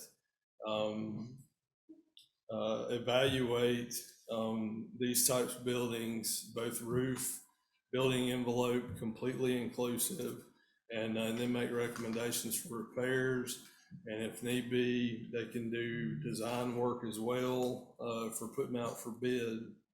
So we got Edifice out there. The first things we did were the emergency repairs and the leaks that were so bad. So we got up onto the bell tower and made emergency repairs to the leaks that were coming into the jury box on the third floor. That's been, how long ago did we do that, Bill? That's been 2.5 months. It's not leaked again. Same thing on the northwest corner where we had such a prevalent leak in that office. We made a repair there in the gutter and around a roof drain there, and that has also held tight for this time. How long they will stay free from leak, I'd love to say 6 months to a year, but it's just the nature of what we did. We made an emergency repair. And while we're trying to figure out the rest of how to tackle this roof. And the biggest issue that's easily identifiable with this roof is that it holds water. The gutter system that is meant to drain is currently not draining. It holds anywhere from 2 to 6 inches of water across the flat roof surface of the roof. And if y'all wanna, I got a few pictures. And I'll walk up here and show you all. I'm saying the flat roof portions, I'm talking about all of this around here. When it rains, all the rains. These were designed to be a gutter system, so that all the other water that drained off of the roof, land down here. Into these gutters, and drain out through an interior plumbing system. There's Open 'em 4 up. Is he drains. gonna open them up? Yep, the pipes don't have to go there, there's got holes in them, and the water in there. So you have an elevated metal roof here, and right down at the bottom, you've got flat spaces where the water collects. Yep, and it's designed to, that's a gutter that was designed to channel that water off of that roof and then down into a pipe system and then out into the storm drainage system. But, over the years, and I think probably, I think maybe the fire in the 70s was probably one big event that happened. But over the years, those pipes that are run through the inside of the building started to leak. And so the repair method at that time was to cover the drains.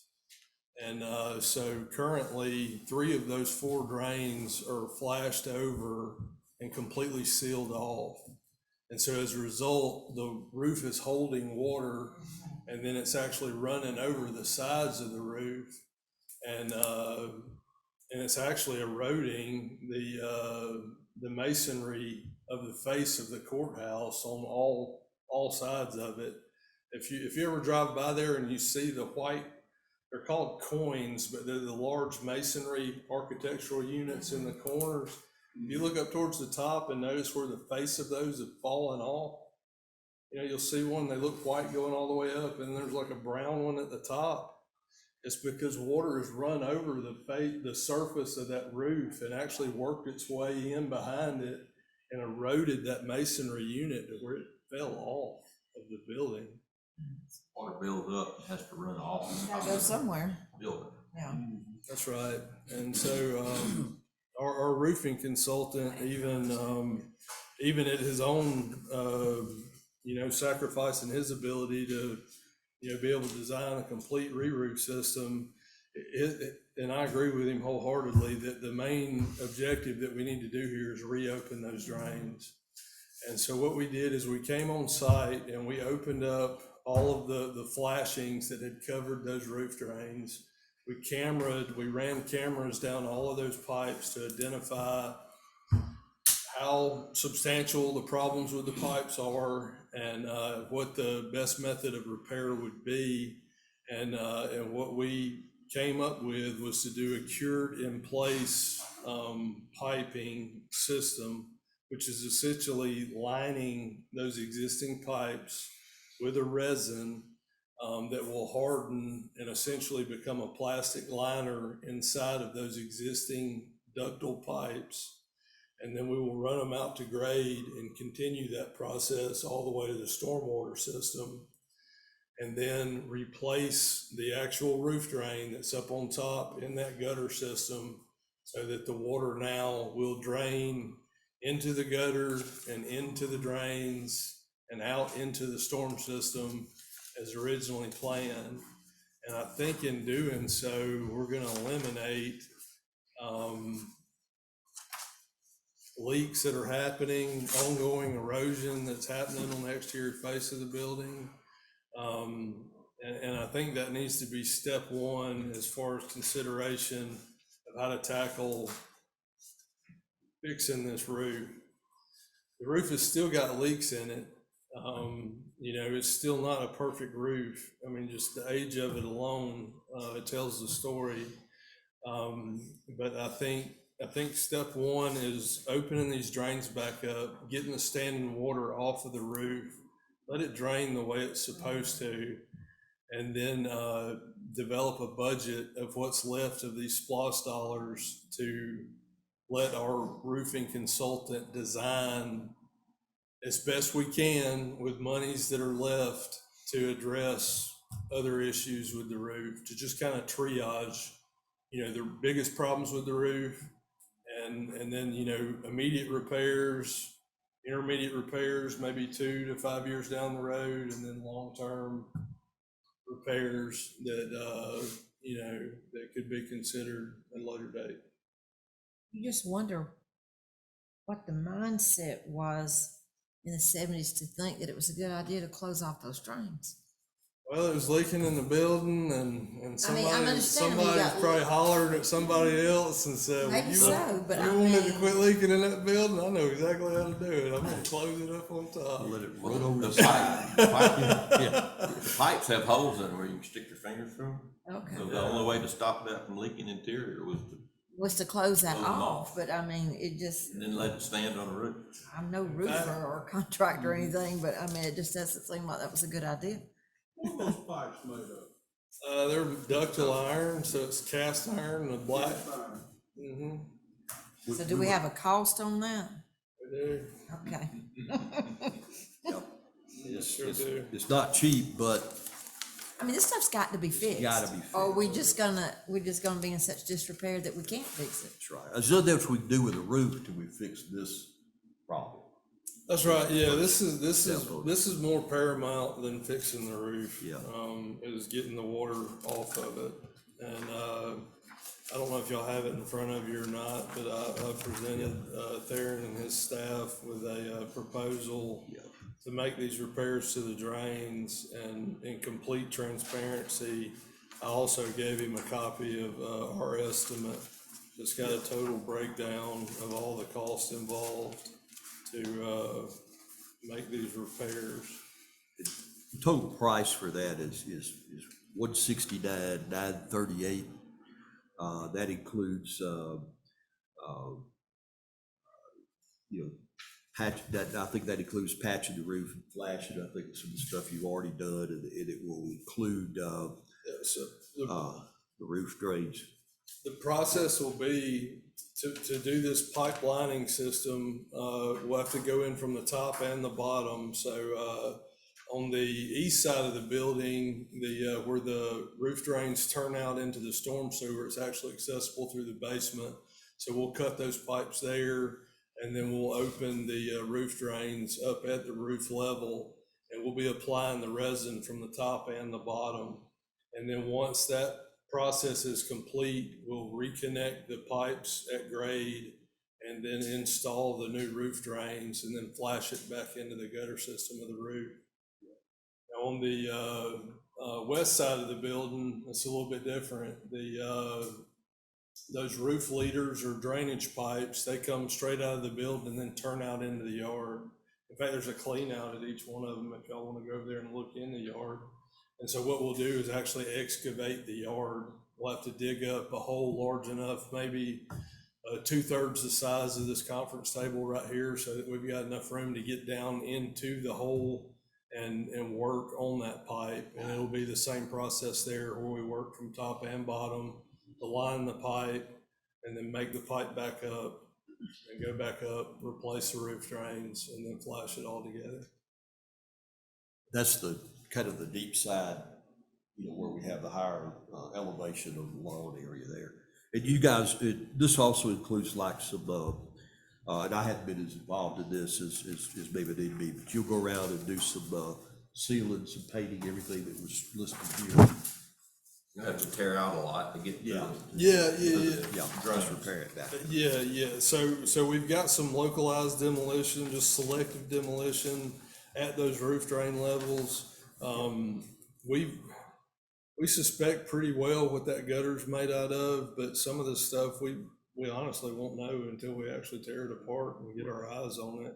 So we included a contingency, and it's an owner contingency in our budget. So if it's not spent, it goes back to the county.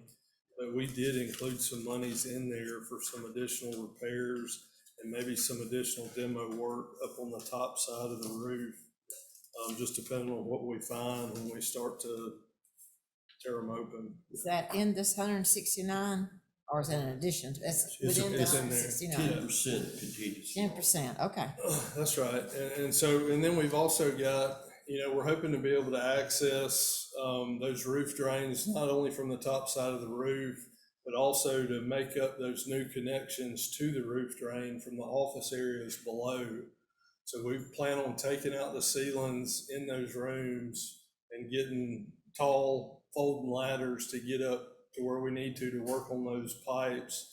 And then when we get through in there, we'll replace those ceilings, paint those walls, clean those floors, and get out of there that way, and that's included in here as well. Okay. So we've tried to make accommodations for everything that we can foresee at this point. And then we've allowed a little bit of contingency for things that we may run into on the top side. We'll find out when we get there. I know we had talked about in the past of this actually coming from the ARPA funds, didn't we? We did. We have some money budgeted, I think, under SPOS for this as well. Well, I think we did. But we're probably gonna exceed that, but until you do this, till you get that water resolved, nothing else you do is gonna be anything other than just a bad day.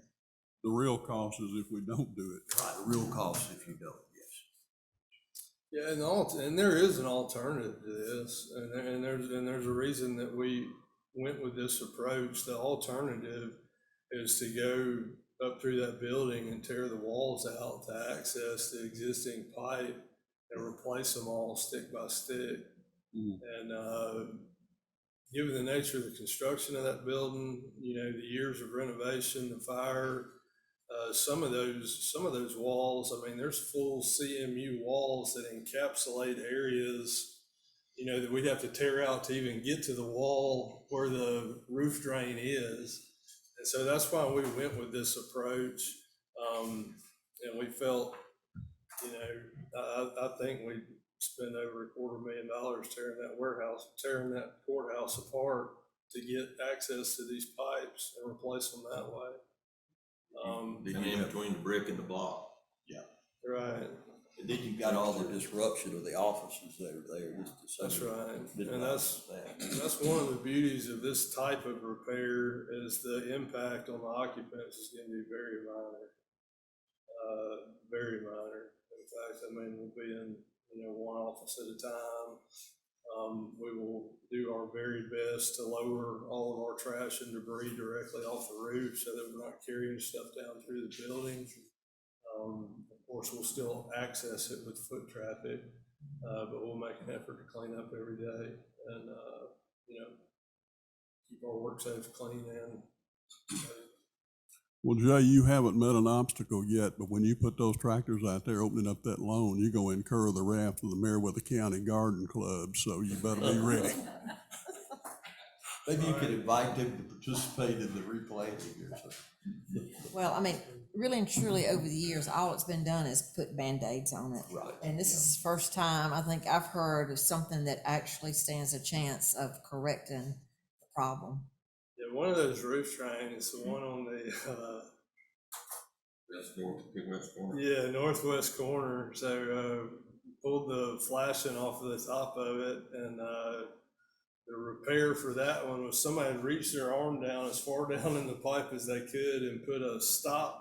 So they make these stops and put it in the valve, and then just poured bituminous tar and capped it off with that, and then put flashing on top of that. So I mean, to get a camera down it, I mean, we just had to keep putting on gloves and scooping out tar and so yeah, it's been Yeah, that's right. it's an adventure, but I think this is the first step in the right direction in a long time. So what we need to decide today is if we'll proceed with this, repair of the gutters or the drain pipes from the roof, and then we'd have to look at everything else after that point, and hopefully it alleviates a lot of the problems, if I'm understanding. Yep, and so I think we've got all active leaks stop that we know about right now, anyway, the ones that are causing, any inconveniences to the internal spaces. I know that there's some leaks going on in that bell tower and that clock tower. It's nothing that hadn't been going on, and I don't see anything that's in immediate need of structural repair. But I think we move forward with this, we get it fixed, we get Mr. Gregory cooking on how much more money we can allot towards an actual roof repair. And then we allow our roofing consultant to finish a design for, like I say, triaging kind of the most immediate problems with the roof to the things that maybe could wait later. And then we put that work out to bid and move forward with whatever roof repairs that we can afford at the time. All right, what's the pleasure of the board? Madam Chair, I don't see we got any choice but to proceed with 169,000. Authorize it. Okay, we have a Make second. a motion. Madam Chair, where's this funding coming from? Or, because I know money had been allocated out of SPLOST for this project. So are we doing SPLOST and opera funds, or which way is it I'd like going? to, really take, if we got enough dollars in SPOS, and I think. Take it there we do, first. Take it there. Because it was first. already allocated Already allocated. to use the funds out of SPLOST. That's right. Right, thank you. You want to amend your motion to say that we'll use it out of SPLOST as far as it will go, and or if it covers all of it, and then we go to ARPA. A after that. motion amended to utilize as much SPOS as we can and then use ARPA funds. We need authorization, And authorization for the chair to sign. And authorization for the chair to sign. All right, do we have a second? Second. All in favor? Thank you so much for all the work on that. Yes, Madam ma'am. Chair, Uh-huh. I would like to get a copy of his report. I see that Theron had it. I wish that the board had a copy of that. So can I just get a copy as well? I got a few more if anybody else. We can, if you can just leave one where we can all get a copy, that would be good. yeah, we could get you, we could all have a copy. That'd be good. Sure, I think they have, so, I don't know, somebody wrote over it. No, that's fine. There you go. You're welcome. Okay, thank you so much. I got a copy. Yes, ma'am. Okay, yeah, we get it there. Thank y'all. Thank you. again. All right, next, we have the report from our county administrator, and, Yeah, there's surplus. golly, I didn't have it written on the right, I know, I didn't have it written on the right sheet, where did I have it? I can't even find, okay. Number 6, we have a list of vehicles from the sheriff's office that we need to, surplus. You have that copy of that in front of you. Any questions or any discussion on that? These are all Dodge Chargers, we do have the request from the Quite old. surplus. Okay.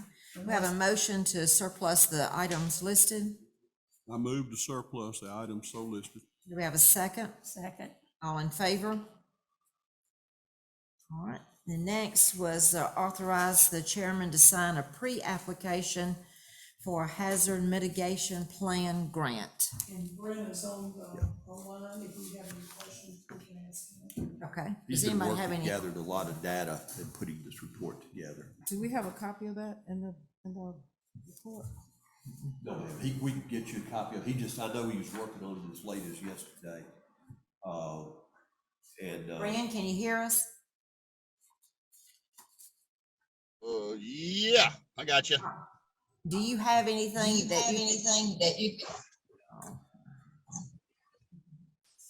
I'm sorry? Okay, do you have anything? Do you have anything that you Forward forward cars, the port? Sure. I mean, I could share I mean, are you talking about something physical, like, the application? How much is the grant? just, you want just a copy of it? I just want a copy. Well, how much is You don't the have to grant? go over a copy to the commission, please. Yeah, absolutely, absolutely. I just please be aware, I need this signed as soon as possible. It's due. It was actually, we got an extension on it because we were trying to get some information. Okay.